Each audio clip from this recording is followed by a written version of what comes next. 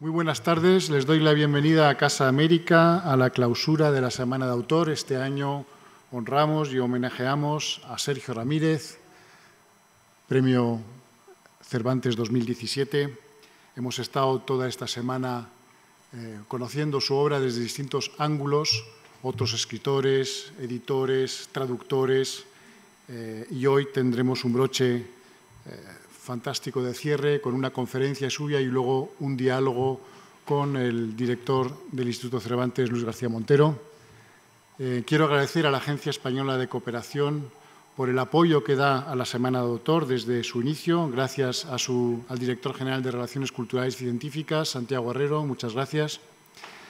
Y muchas gracias a todos los que han participado en esta semana, a todos los que han hecho posible este homenaje a Sergio. Y bueno, doy paso a un breve mensaje que nos manda el ministro de Asuntos Exteriores, que lamentablemente al final no ha podido venir, pero ha querido dejar constancia de su apoyo institucional y personal a Sergio en un vídeo y después continuaremos con la conferencia y con la charla. Bienvenidos.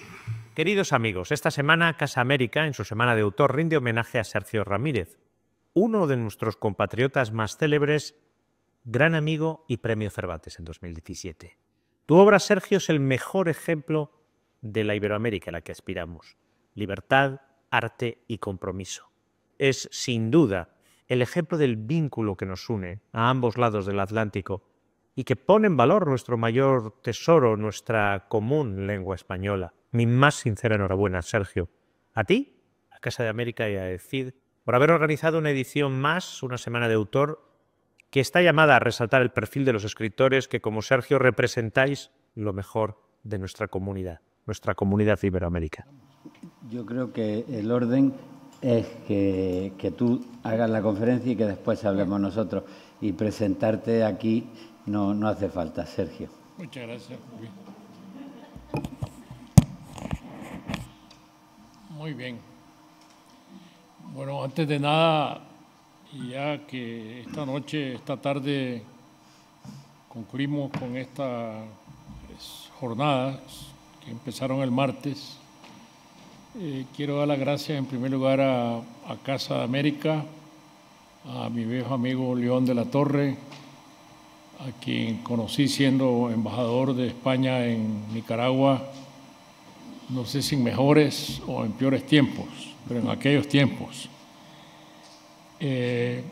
Por su apoyo y por su decisión como director de esta entidad cultural de haberme dedicado esta semana a mi obra. Dar las gracias a Ana María Rodríguez, que se ha hecho cargo muy cuidadosamente de que este programa saliera adelante, y a Claudia Neira, quien fue mi contraparte a la hora de llevar adelante la organización.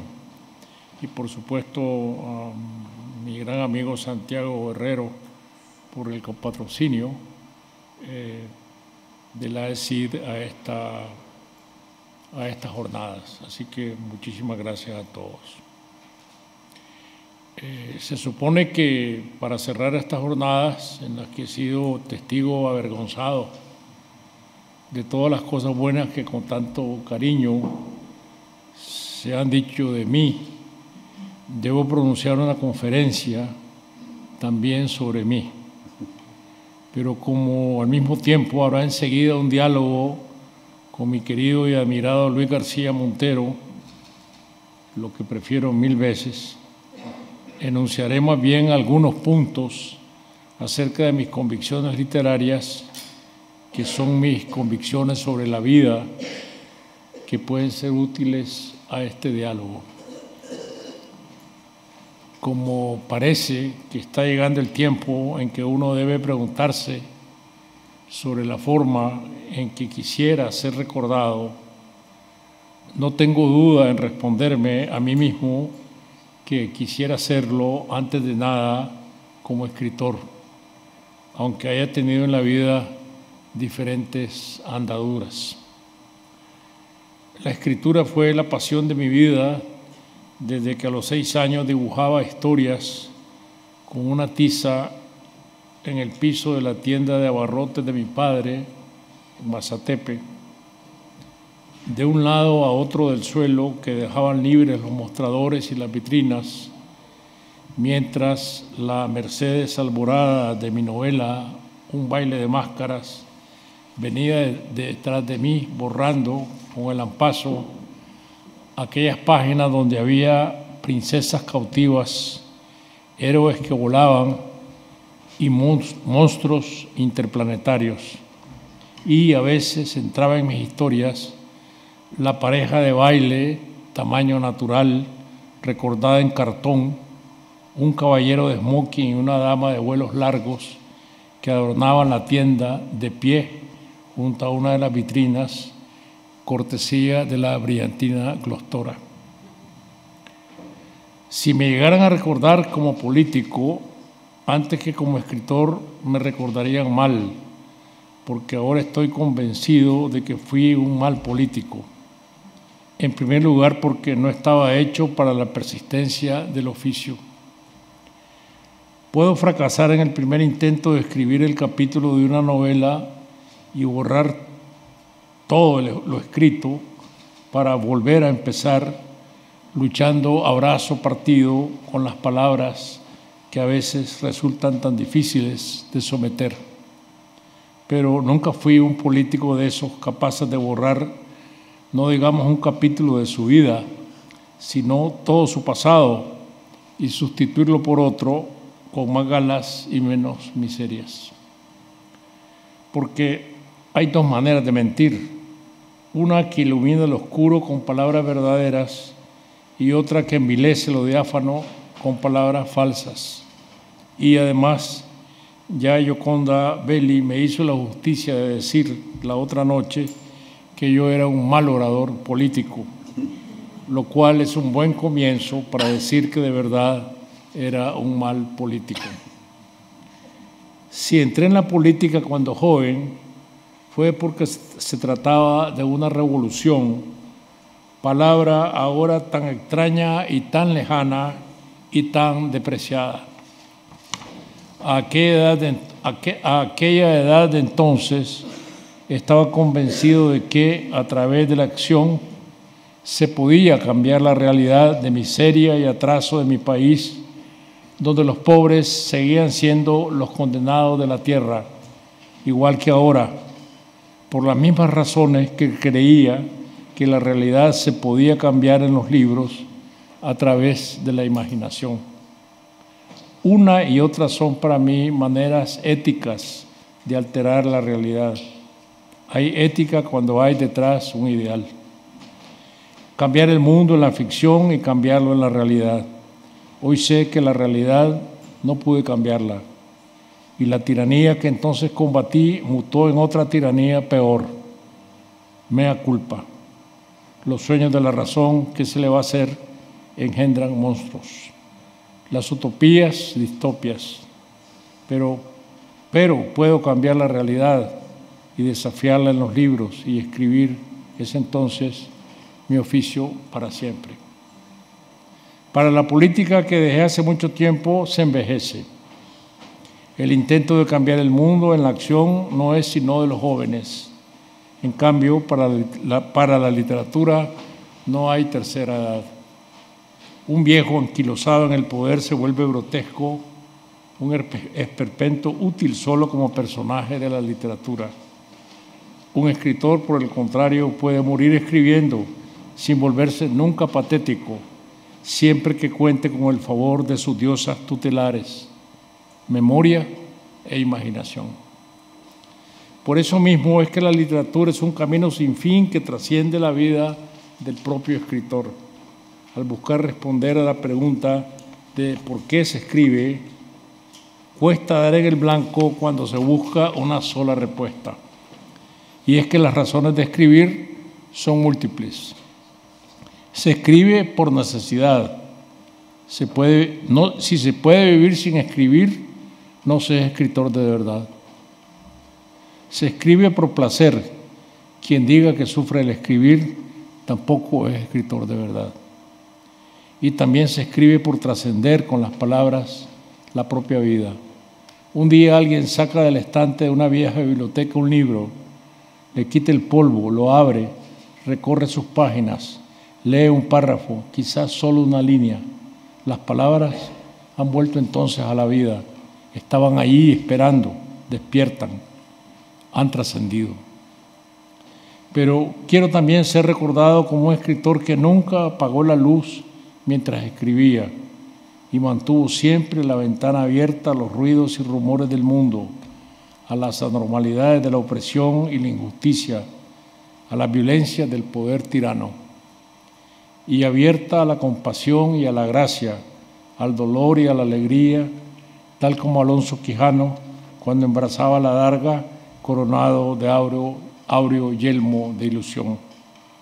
Escribiente devoto de las esperanzas y los ensueños de los pequeños seres que decía Chekhov, riéndome de ellos y riéndome con ellos, riendo de mí mismo antes de reírme de nadie, como me enseñaron mis tíos en la rueda de cada tarde en la tienda de abarrotes de mi padre, cuando celebraban la tertulia ritual antes de cruzar la calle y subir las gradas de la iglesia para tocar en las funciones religiosas. Músicos pobres, todos ellos, que son mi estirpe y de los que saco mi humor y mi orgullo.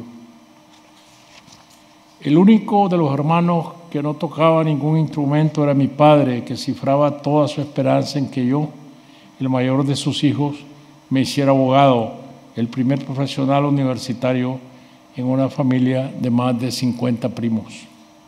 Él mismo fue a instalarme en el cuarto de estudiantes en León en 1959 y cuando antes del título profesional, lo que le llevé en 1963 fue mi primer libro de cuentos. En lugar del reproche que yo temía, porque ya se sabe que era fama de que los escritores se mueren de hambre, me dijo, bueno, ahora tenés que escribir una novela, y así le debo a él ser novelista.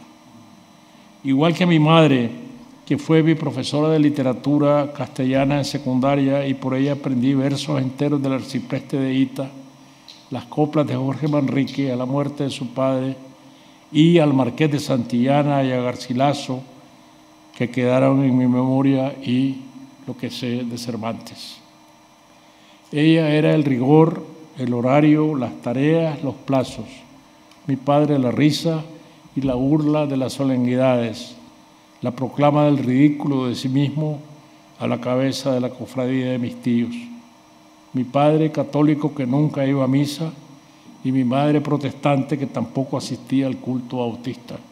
Mi casa fue entonces así una escuela de tolerancia laica donde convivían el rigor y el desenfado. Ella sobrevivió a mi padre por varios años, suficiente para que cuando llegaba yo a visitarla a Mazatepe, en la casa donde había quedado sola, no dejara de insistirme: ¿qué haces en la política? Lo tuyo es la literatura. Consejo que, aunque tardé en tomar, lo hice a tiempo como para que se escuche mi alegato de que quiero ser recordado como escritor. Y le debo mi oficio a Tulita. Su nombre de pila es Gertrudis, algo que no todos saben. Cuando publiqué Castigo Divino en 1988, puse como dedicatoria al libro a Gertrudis, que inventó las horas para escribirlo. Porque es cierto, ella tiene el poder de hacer que mi tiempo de escribir exista, apartando con rigor implacable distracciones y estorbos. Y la dedicatoria de mi última novela, El caballo dorado, dice: para Tulita, por los 60 años juntos. 60 años que no es poco decir. Un largo camino que en una de sus muchas vueltas y revueltas nos ha alejado hoy de la tierra natal, otra vez en el destierro. Y ya termino esto que no quiere ser una conferencia con estos versos de Blas de Otero que hablan por mí mejor de lo que pueden hacerlo mis palabras. Si he perdido la vida, el tiempo, todo lo que tiré como un anillo al agua, si he perdido la voz en la maleza, me queda la palabra. Si he sufrido la sed, el hambre, todo lo que era mío y resultó ser nada, si he cegado las sombras en silencio, me queda la palabra. Si abrí los ojos para ver el rostro puro y terrible de mi patria, si abrí los labios hasta desgarrármelos, me queda la palabra. Muchas gracias.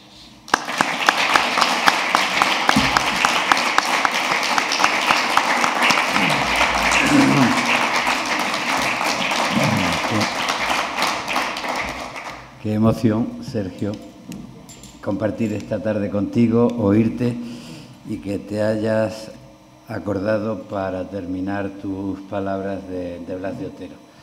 Como estamos en confianza, me atrevo a contarte una cosa.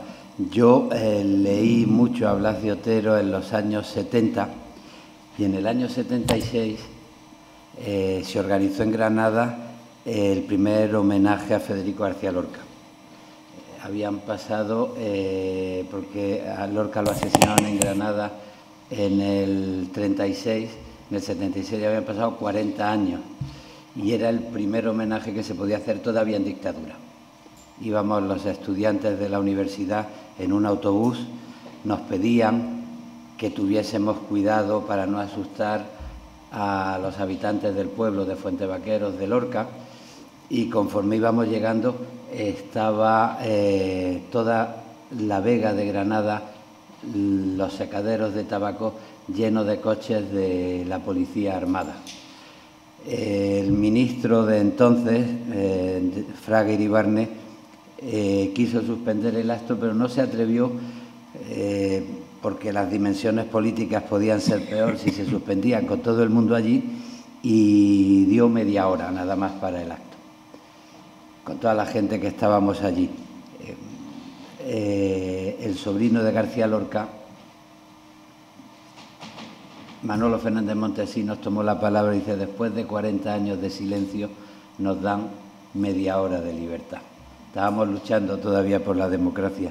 Y al terminar el acto yo me acerqué a Blas de Otero y le dije: don Blas, por gente como usted estoy yo aquí en actos como este y quiero dedicarme a la poesía.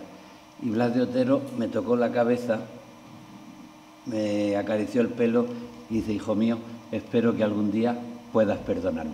Eso fue lo que me dijo Blas de Otero, y lo recuerdo porque me emociona mucho, porque por gente como Blas o como tú estoy aquí, dedicado a la literatura y dedicado a abrir las ventanas para mirar la realidad, y con mucha alegría de poder hablar contigo voy a hablar de algunas palabras que tienen que ver también como las que tú has dicho, como sobre lo que tú has recordado. Quiero hablar de palabras como vocación, como tiempo. Añadiré también una palabra que me interesa: crimen. Hablaré y te preguntaré también por Centroamérica, y después te pediré que hablemos de la palabra adiós. Pero empezamos por vocación. Acabas de decir que se escribe por necesidad. En el tomo de homenaje que se publicó en el Instituto Cervantes, a cargo de Francisco Javier Sancho Mas, Las vidas y la obra de Sergio Ramírez, pues se hace un análisis minucioso de tu trayectoria. Se recuerda a tu madre, profesora, quien te leía en alto a poetas como Garcilaso, pero en algunos recuerdos he leído también que te leía poetas como Zorrilla, que tenían menos prestigio, que ahora tienen menos prestigio. Se recuerda a tu padre, al comercio de tu padre. Cuando le llevaste tu primer libro de cuentos, temías que tu padre te dijese: dedícate al derecho y déjate de literatura, pero lo que te dijo es: hijo mío, si quieres dedicarte a la literatura, no publiques cuentos, porque los escritores importantes lo que publican son novelas. O sea que de alguna manera tuviste el apoyo no solo de la maestra, de tu madre, sino también de don Pedro, de tu padre. Y te dijo: dedícate a escribir novelas, porque tus primeras publicaciones pues fueron cuentos muy joven, con 14 años, si no cuento mal, porque es en 1956, en un periódico de Masatepe, La Prensa, publicas un cuento, La carreta en agua. Y después llegas a León y allí fundas una revista junto a Fernando Gordillo, tu amigo, que es una revista titulada Ventana, y vamos a abrir también de cómo se abren las ventanas para mirar a la realidad, y publicas un cuento, El estudiante, que yo lo leí en un tomo de cuentos que reuniste antes de reunir tus cuentos en el volumen de Alfaguara, en un conjunto de cuentos que se tituló Perdón y Olvido y que publicaste en Managua, y el primer cuento era el titulado, es de 1960, El estudiante, de un estudiante que llega a León de un pueblo a estudiar y se encuentra un poco desorientado y encerrado en sí mismo. Y bueno, quiero preguntarte por tu vocación de escritor, tu necesidad de escribir para existir, que te hace enseguida amante de la literatura, de escuchar literatura, de oír literatura y de escribir cuentos, y después vas a León a estudiar Derecho. ¿Cómo viviste tú esa necesidad de hacerte abogado y esa tensión con tu vocación literaria en una ciudad como León? Bueno,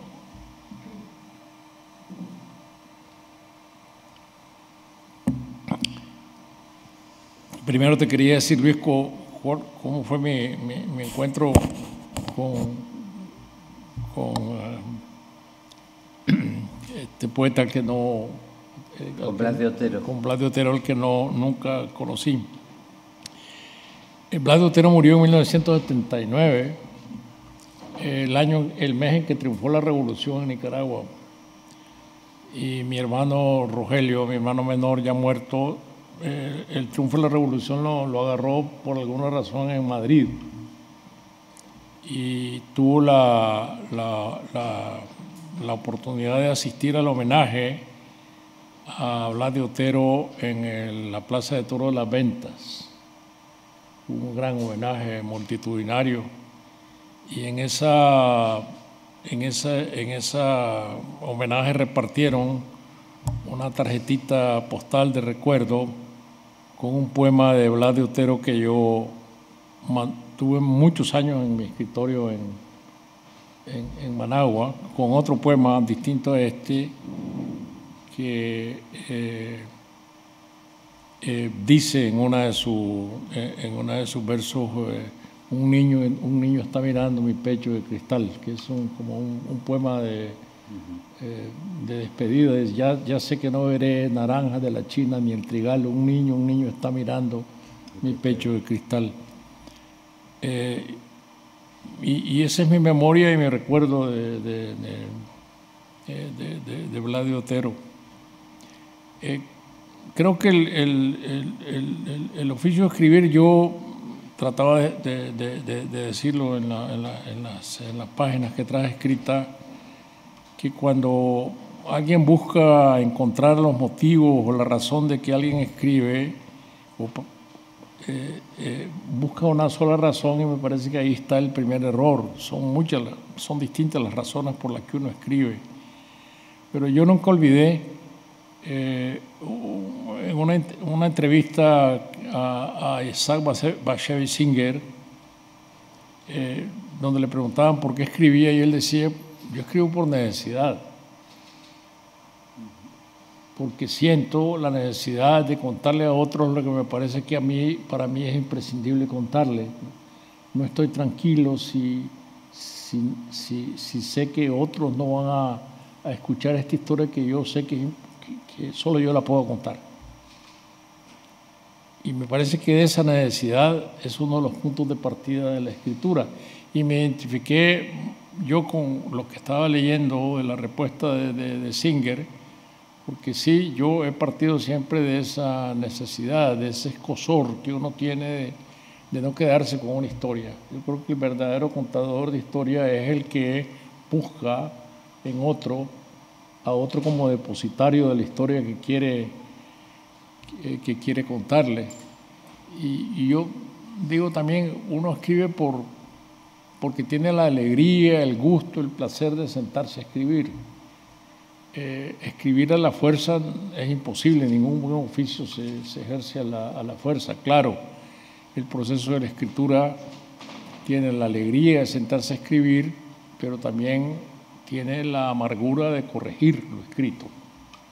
Eso ha sido una parte desagradable, difícil, pero es parte imprescindible del proceso de la escritura.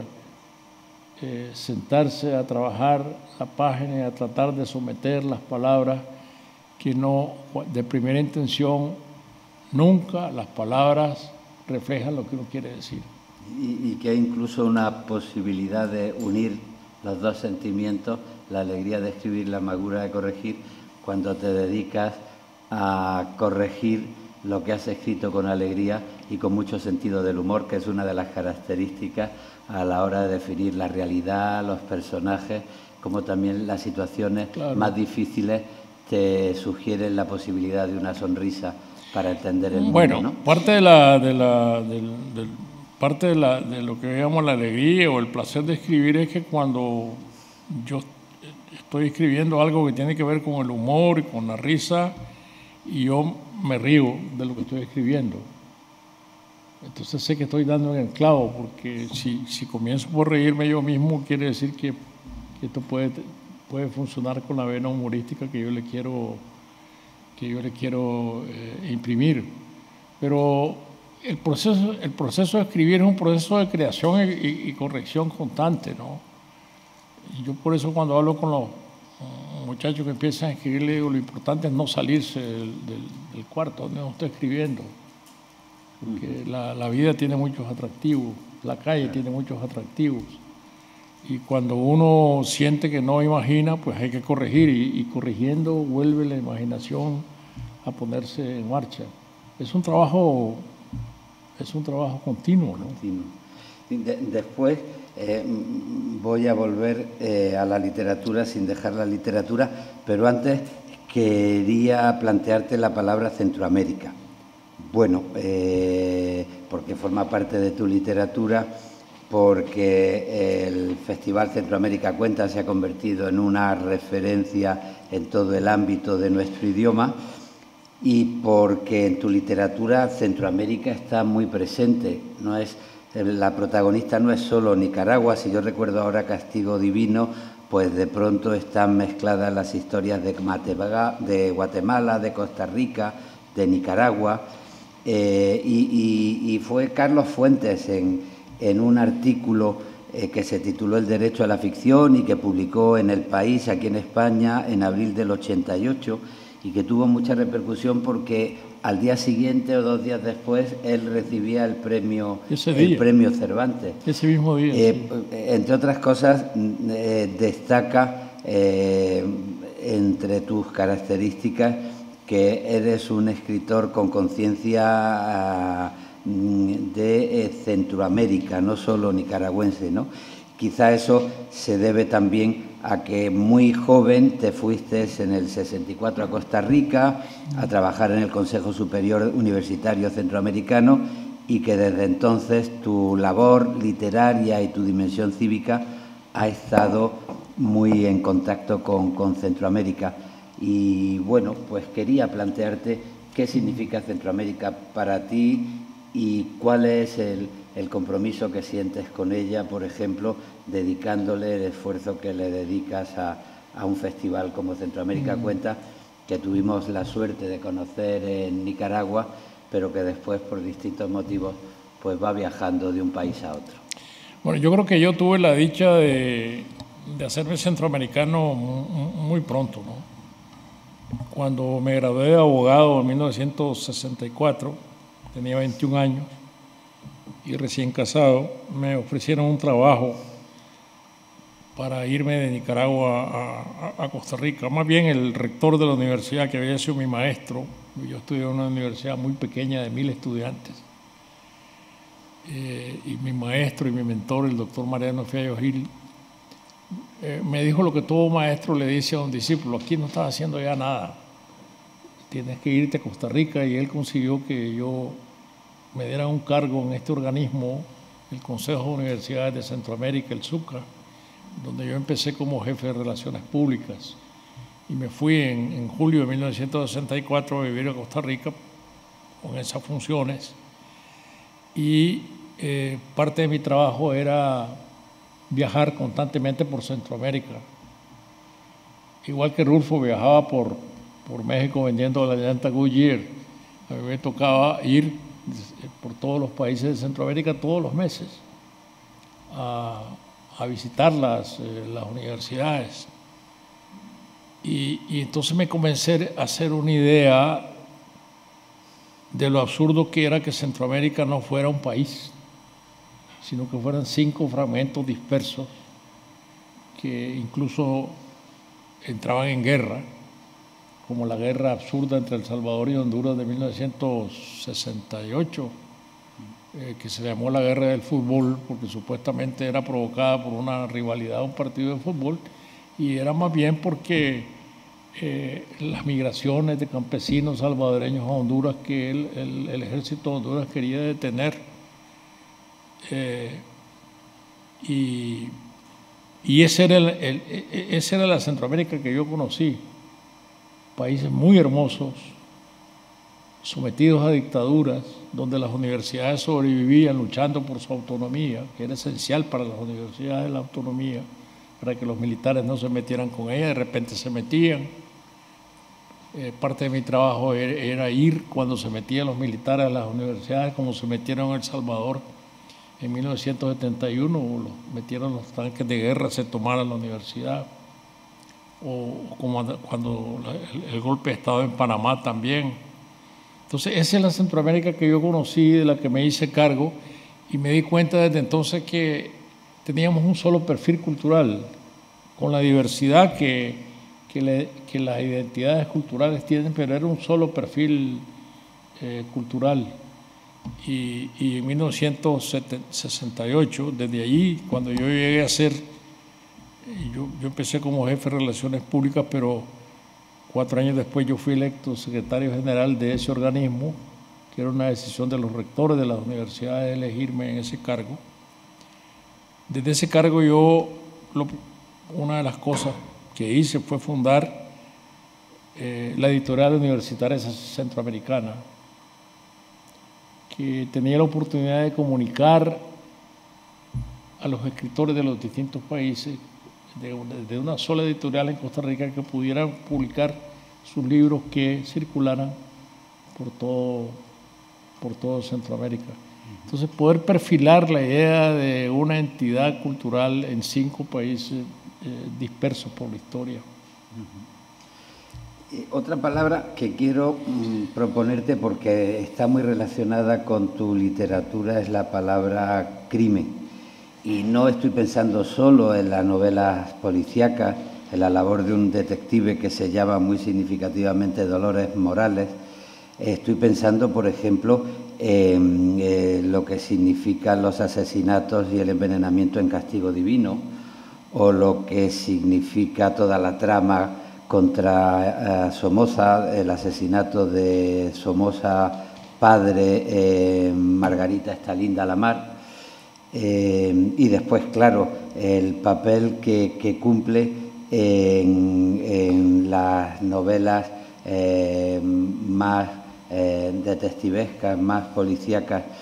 El crimen me da la impresión que en todas las novelas es un punto de encuentro entre la vida y la muerte, entre lo que significa la realidad y sus enemigos, que tiene que ver con esa ventana abierta desde la que tú quieres escribir para no olvidarte de la realidad. Y bueno, yo creo que cumple una labor muy importante también a la hora de comprender la vida en el diálogo de la subjetividad, interioridad de cada persona con la realidad que le rodea, ¿no? Y ahí, bueno, pues incluso me gustaría recordar tu lectura de Crimen y Castigo para justificar el proponerte ahora la palabra crimen. Bueno, yo cuando llegué a la Escuela de Derecho, yo la verdad es que yo no sabía si yo quería ser abogado. Era una decisión de mi padre, ¿no?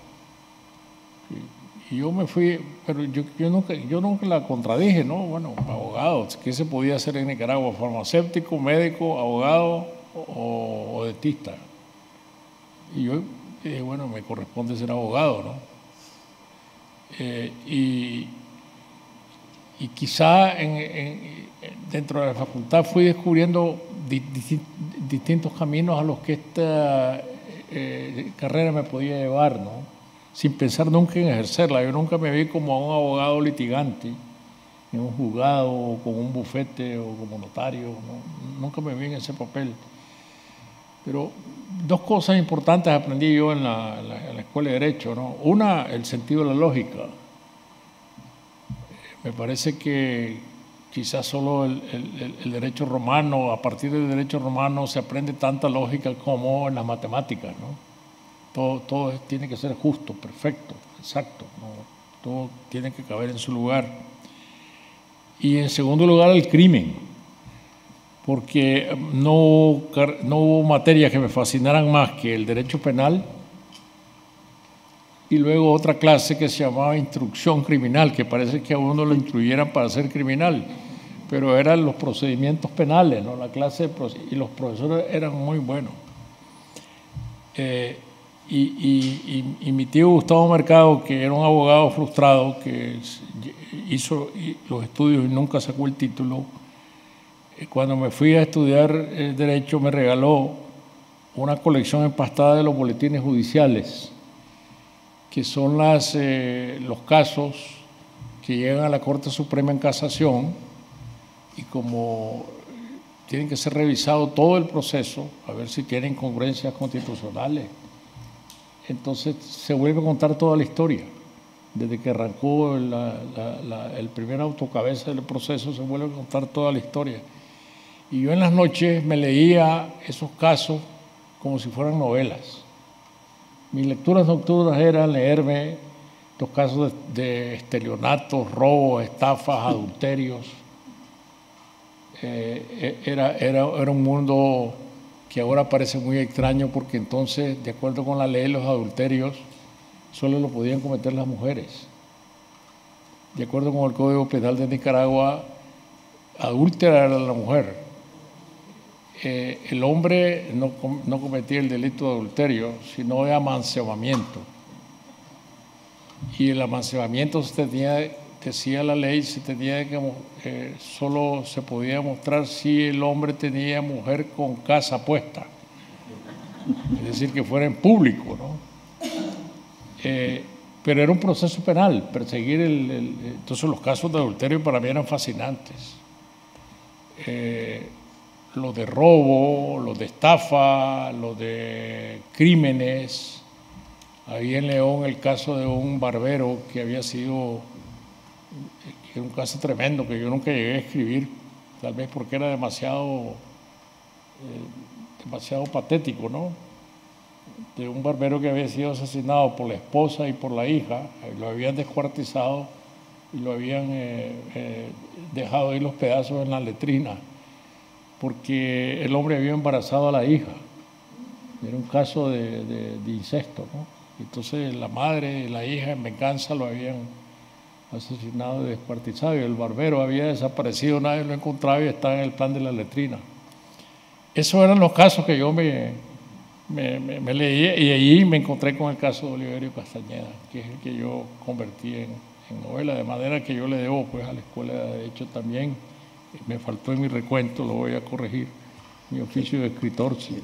Fíjate que es que eso de ganar las horas para la literatura y para la vocación en la época de redacción y publicación de Castigo Divino tienes una responsabilidad política muy, muy fuerte y seguiste manteniendo tu vocación literaria en menos. Claro, porque en el año 1985, cuando yo pasé a ser vicepresidente del país, era la peor época en Nicaragua, lo más crudo de la guerra, la parte de mayor incertidumbre. Yo tenía 10 años sin escribir nada. Yo me había despedido de la escritura en Berlín cuando terminé una novela que abandoné. Esa novela yo nunca le hice caso. Se dejó bueno, en fin, es otra historia aparte. Te dio miedo a la sangre. Y porque yo estaba dedicado a la conspiración para derrocar a Somoza. Y cuando resulté electo me di cuenta que habían pasado 10 años que yo no escribí una línea y yo me aterroricé. Yo dije, voy a dejar de ser escritor y tengo que escribirla como sea. Entonces, un amigo hizo, Nicaragua no podía importar nada de Estados Unidos porque había un embargo comercial. Pero este amigo desde Canadá, a través de España, me hizo llegar una computadora, un ordenador IBM pequeño, un procesador de palabras, que es el primero que acaba de salir. Yo comencé a usarlo en el año 85. Se escribía con unos floppies. Aquí hay un museíto en la casa de unos argentinos, amigos argentinos que tienen un museíto en su librería, y ahí están esos floppies. Son 15 floppies para escribir esa novela. Y usé ese instrumento para escribir la novela y mandé a buscar mis libros de toxicología, los libros que yo había estudiado de medicina legal, de toxicología, de criminología, de psiquiatría forense, los códigos penales, los de procedimiento penal, los periódicos de la época.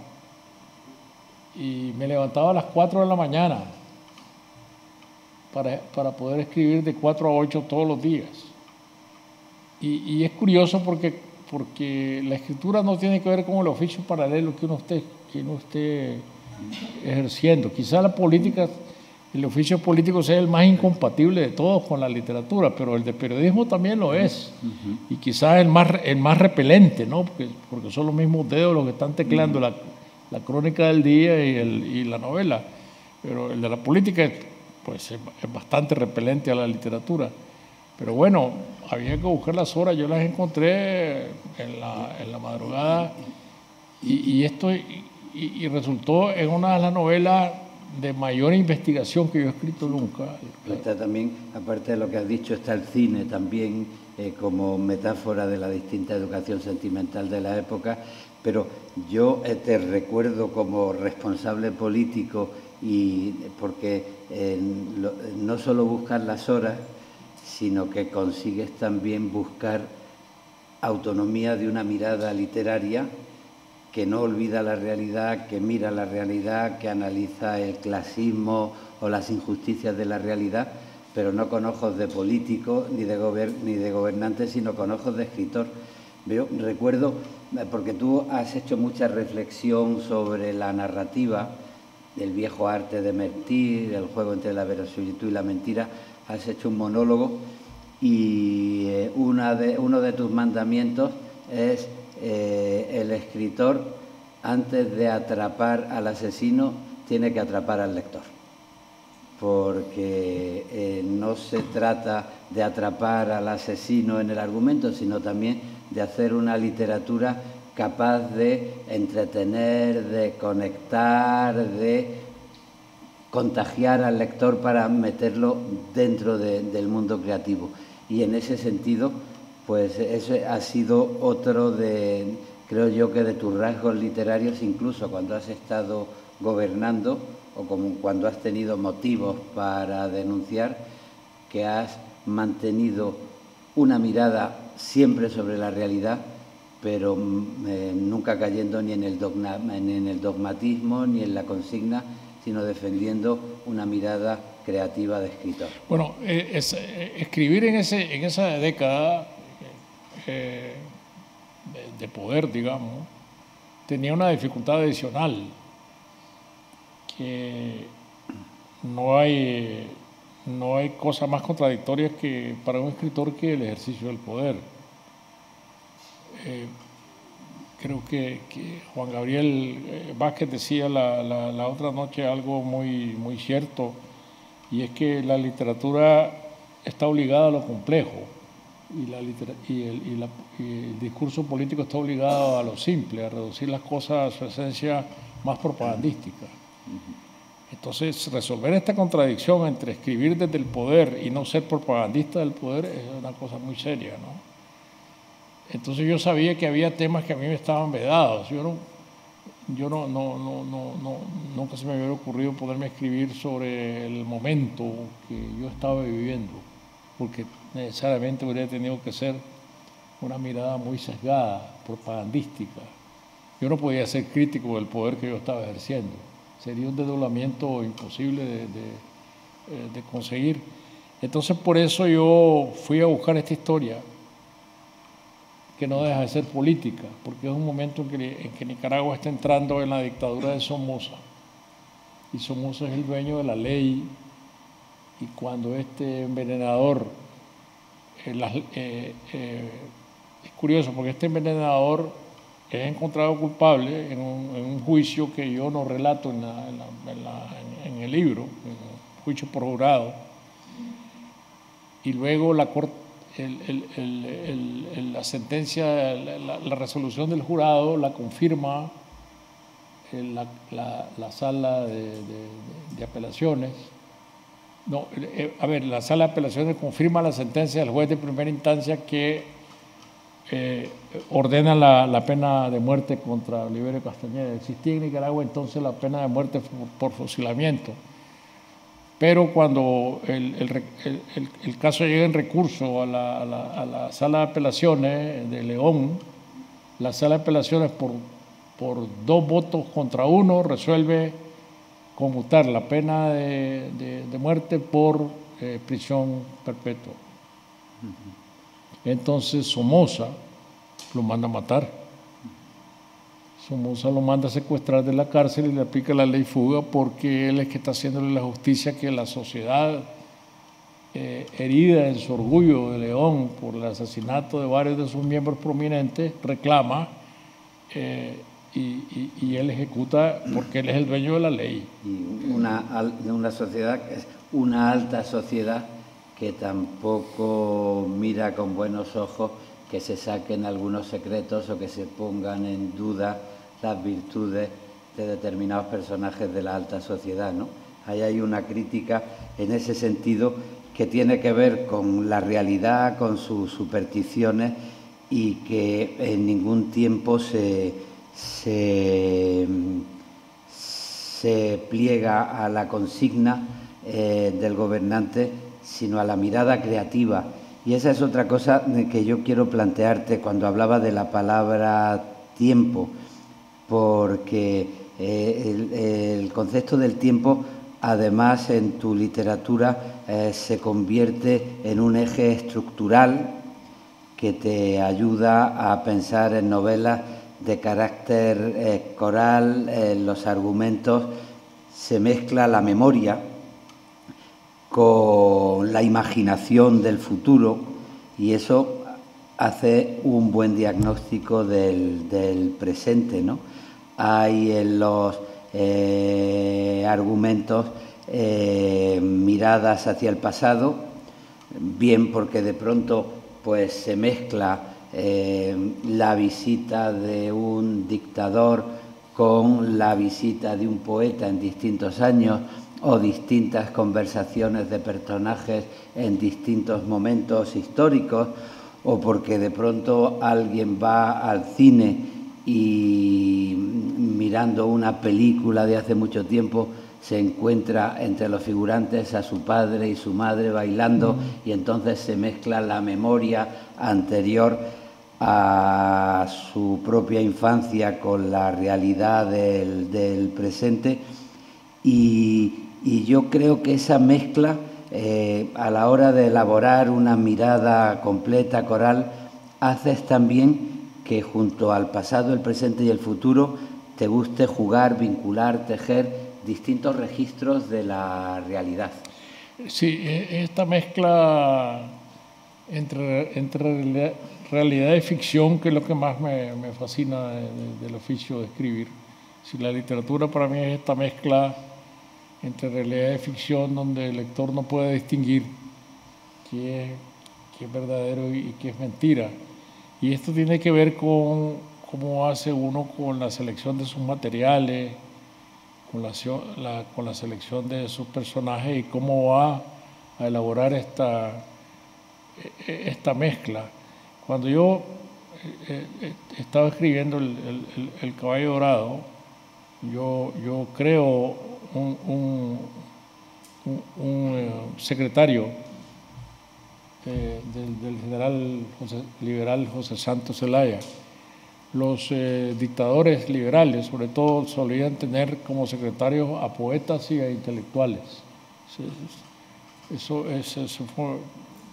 era más o menos una regla en América Latina. Y los poetas eran miembros de las misiones diplomáticas, pero nunca eran generalmente los embajadores, sino que eran los secretarios. Recuerdo que cuando se reunió la conferencia de Río, en 1907, a la que asistió Rubén Darío como secretario de la delegación de Nicaragua, él hace un comentario muy jocoso, donde dice: esta era una conferencia en la que los secretarios éramos titanes y los jefes de delegación eran pigmeos. Es decir, porque los secretarios de delegación eran los poetas modernistas que estaban establecidos ya en toda América Latina: Chocano, Vargas Vila, Juan Ramón Molina de Honduras, Rubén Darío. Entonces ellos se consideraban en un plano más brillante que los jefes de delegaciones. Pero bueno, en esta novela, en El Caballo Dorado, yo le busco a José Santos Zelaya un secretario que es el poeta colombiano Julio Flores. Que el poeta Julio Flores es uno de los poetas más populares de América Latina, fue uno de los poetas populares más populares de América Latina, poeta romántico, entre modernista y romántico. Hizo una gira por Centroamérica y pasó por Nicaragua. Y la leyenda dice que estuvo preso en la cárcel de Mazatepe, que es la cárcel de mi pueblo, por borracho, y que había dejado escrito en la pared de la cárcel un poema muy denigratorio para Mazatepe, que yo lo copio en la novela. Pero la verdad es que Julio Flores ni fue secretario nunca de Zelaya, ni estuvo nunca preso en Mazatepe, pero tiene este prestigio del poeta rebelde, del poeta alcohólico, porque para ser poeta había que ser alcohólico. Esta es una tradición fundada por Rubén Darío en la mentalidad popular, ¿no? Y cuando nos sentamos en la mesa de Rubén Darío, el libro estupendo en el que hace memoria de Rubén Darío a través de la gastronomía, y donde los licores tienen mucha importancia, y a mí me divierte mucho cuando se mete con los borrachos, Rubén Darío, ¿no? Parte del oficio literario es buscar los personajes entre la mítica popular. Y me parece que pongo este ejemplo porque Julio Flores es el ejemplo de la mítica popular, y que calza muy bien. Pudo haber sido el secretario de Zelaya, aunque nunca lo fue. Fíjate, cuando estaba estos días pensando en la conversación y empecé a indagar en la biblioteca, pues de pronto saqué el libro del pensamiento vivo de Sandino, un estudio del pensamiento de Sandino que preparaste para la Casa de las Américas en Cuba hace más de 40 años, y en la nota explicativa pues dice: las principales formas de expresión del pensamiento sandinista son, y haces un inventario, sus cartas, sus manifiestos y sus proclamas, los comunicados, los relatos autobiográficos, las entrevistas, y son distintos modos, distintas referencias con las que se acaba componiendo un mundo único y un mundo de argumento unitario. Y eso me recuerda también la estructura de tu creatividad cuando de pronto puedes mezclar recortes de prensa con cartas, con conversaciones, con diálogos de personajes, hasta conseguir una mirada coral a todo lo que está ocurriendo desde la intimidad de distintos personajes y su conversión en lo público, ¿no? Yo creo que esa es la traslación del espíritu cervantino, ¿no?, a la literatura moderna. A mí siempre me gusta mucho decir que el gran escritor posmoderno es Cervantes, porque esta posibilidad que le abrió a la novela de ser todo a la vez y que es lo más moderno que puede haber, es una puerta que quedó abierta para siempre y nunca se cerró. Sí, componer la novela en base a todos estos elementos fabricados, ¿no? Y eso por un lado, y por otro lado, a mí me parece que uno de los asideros que la novela tiene a los ojos del lector para pasar de lo general a lo específico, esto que decía Marcel Schoff es totalmente verídico, ¿no? La literatura nunca trata de lo general, sino de lo específico. Y hay que aterrizar la novela en lo específico, y me parece que lo que yo llamaría la imaginería de la novela es esencial para aterrizar en lo específico. Y yo he tenido siempre esta fascinación por las etiquetas, por las marcas comerciales, quizá porque yo crecí en esta tienda que había mencionado de abarrotes de mi padre, ¿no? Y lo acompañabas a Managua a comprar cosas para la tienda. A las tiendas. Y entonces yo, en mi memoria, yo puedo hacer una lista de todas las marcas de los productos que mi padre vendía. Y tengo en la cabeza las etiquetas desde la emulsión de Scott, donde un hombre con un impermeable aulado cargaba un enorme bacalao, hasta un remedio que yo nunca he podido volver a identificar, que era para el paludismo, y la etiqueta era un hombre en el suelo, inválido en el suelo, con los brazos abiertos y encima un enorme mosquito poniéndole las patas, una cosa muy kafkiana, ¿no? Y era la etiqueta de esta medicina contra el paludismo. ¿Sí? Como el diseño y la imagen va definiendo un modo de mirar la realidad, ¿no? Yo, como me he traído lo del pensamiento vivo de Sandino, pues quiero acabar con la última anotación del libro que tú recogiste, La lucha emprendida. Dice Sandino: yo no viviré mucho tiempo, pero aquí están estos muchachos que continuarán la lucha emprendida. Ellos podrán llegar a realizar grandes cosas. Aquí están estos muchachos. Y yo quería recordar tu libro Adiós muchachos, tu libro donde hiciste memoria de lo que había sido la realidad de tu compromiso.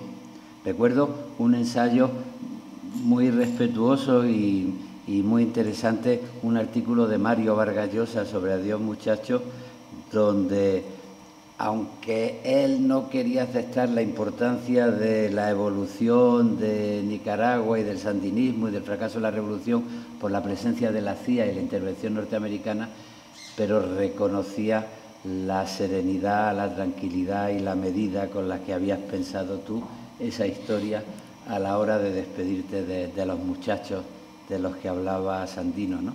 Y yo quería recordarte eso porque al releer Margarita está linda la mar, pues empieza la novela contando el regreso a Nicaragua de Rubén Darío, con sus cosas simpáticas, sus cosas menos simpáticas. Aparece una mujer no muy simpática como Rosario Murillo, a veces en los nombres se concentran muchas cosas, y bueno, quería yo que imaginarme contigo cómo será esa vuelta a Nicaragua que nos está esperando y qué sentido tiene esa vuelta a Nicaragua con ese Adiós muchachos y la memoria, con ese libro que tú escribiste de manera tan honesta a la hora de pensar la realidad. Yo creo que una de las grandes tragedias que vivimos en Nicaragua es la perversión que se ha hecho del nombre de Sandino y el descrédito en que Sandino ha caído por consecuencia de esta perversión, ¿no? Sandino debería ser una figura en Nicaragua, y creo que en algún momento llegó a serlo como Bolívar, ¿no? Como un libertador sin colores ni apellidos políticos. Pero hoy en día las cargas de Sandino son muy pesadas con el proyecto que le ha tocado que lleve su nombre encima, con gente que no tiene nada que ver con sus ideales ni con la perspectiva histórica de defensa de la soberanía del país que él encabezó. Para mí Sandino sigue siendo una figura muy conmovedora de la historia de Nicaragua, un hombre iletrado, pobre, que se levantó en armas contra una intervención extranjera a la cabeza de unos 30 hombres desarrapados y logró el objetivo de que las tropas extranjeras salieran de Nicaragua. Esto es verdaderamente épico, ¿no? Humildemente épico, ¿no? Pero yo creo que habrá ahora que desgraciadamente que pasar muchos años, muchísimos años, antes de que se haga una verdadera revaloración del nombre de Sandino y vuelva a ser colocado en el pedestal que realmente le corresponde estar.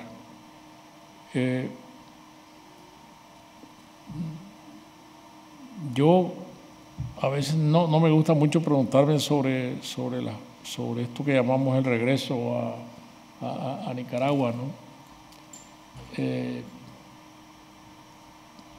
Tendría que pasar muchas cosas para decir yo puedo regresar a Nicaragua, ¿no? No se trata de mi regreso, el regreso mío y de mi mujer, sino del regreso del país a un marco de convivencia y democracia donde todos podamos vivir. Eso lo veo yo, desgraciadamente, muy lejano. Es decir, que mediante un cambio abrupto mañana podamos decir todos vamos para atrás, que vamos de regreso, que es el síndrome del exiliado, ¿no? A mí siempre me gusta hablar del exiliado con la maleta abierta, el síndrome de la maleta abierta, que uno nunca termina de cerrar la maleta porque siempre está regresando. Pero ¿a qué país vamos a volver? A este país tal como está, para mí no tiene el menor atractivo acá, sobre todo ahora que acaban de anunciar una reforma constitucional para proclamar una dictadura bicéfala, ¿no? Institucional. Entonces, yo creo que la esperanza es lo último que se pierde, ¿no? Y hay que conservarla, pero tenemos que empezar en una Nicaragua abierta, democrática, plural, diferente, a la que todos podamos regresar.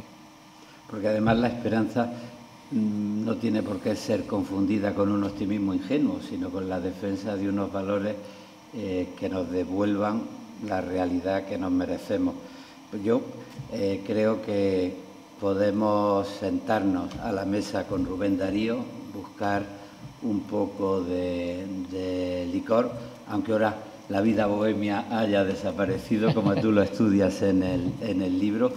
Y es verdad que herederos de Rubén Darío, pues hay momentos donde podemos pensar que dichoso es un árbol porque es apenas sensitivo y que más feliz es la piedra porque esa ya no siente y que no hay mayor dolor que el dolor de estar vivo ni mayor pesadumbre que la vida consciente.